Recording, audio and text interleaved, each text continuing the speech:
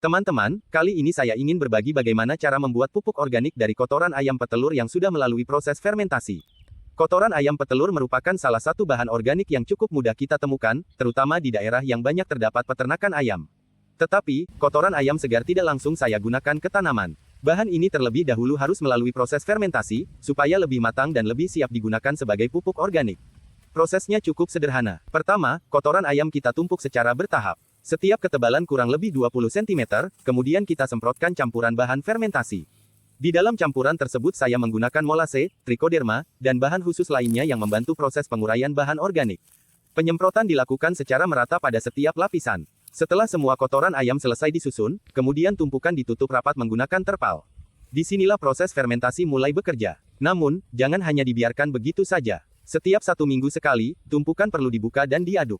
Bagian yang berada di bawah kita naikkan ke atas. Begitu juga sebaliknya. Tujuannya supaya proses fermentasi berlangsung lebih merata pada seluruh bagian tumpukan. Setelah proses fermentasi selesai, kotoran ayam akan mengalami perubahan. Teksturnya menjadi lebih matang dan lebih remah. Aromanya juga jauh berkurang dibandingkan kotoran ayam yang masih segar. Pupuk seperti inilah yang kemudian bisa kita manfaatkan untuk membantu memperbaiki kondisi tanah dan menyediakan bahan organik bagi tanaman.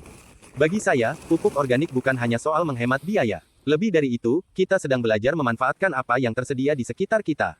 Kotoran ayam yang sebelumnya dianggap sebagai limbah, ternyata bisa kita olah menjadi sesuatu yang sangat bermanfaat untuk lahan pertanian. Karena tanaman yang sehat tidak hanya membutuhkan nutrisi, tanahnya juga harus kita rawat. Dan dari tanah yang sehat, kita berharap bisa mendapatkan tanaman yang sehat, pertumbuhan yang lebih baik, dan hasil panen yang lebih maksimal. Inilah salah satu cara sederhana yang saya lakukan dalam mengolah kotoran ayam petelur menjadi pupuk organik. Semoga video ini bermanfaat, dan semoga sedikit ilmu yang saya bagikan hari ini, bisa membantu teman-teman yang ingin mulai membuat pupuk organik sendiri di rumah ataupun di lahan pertanian.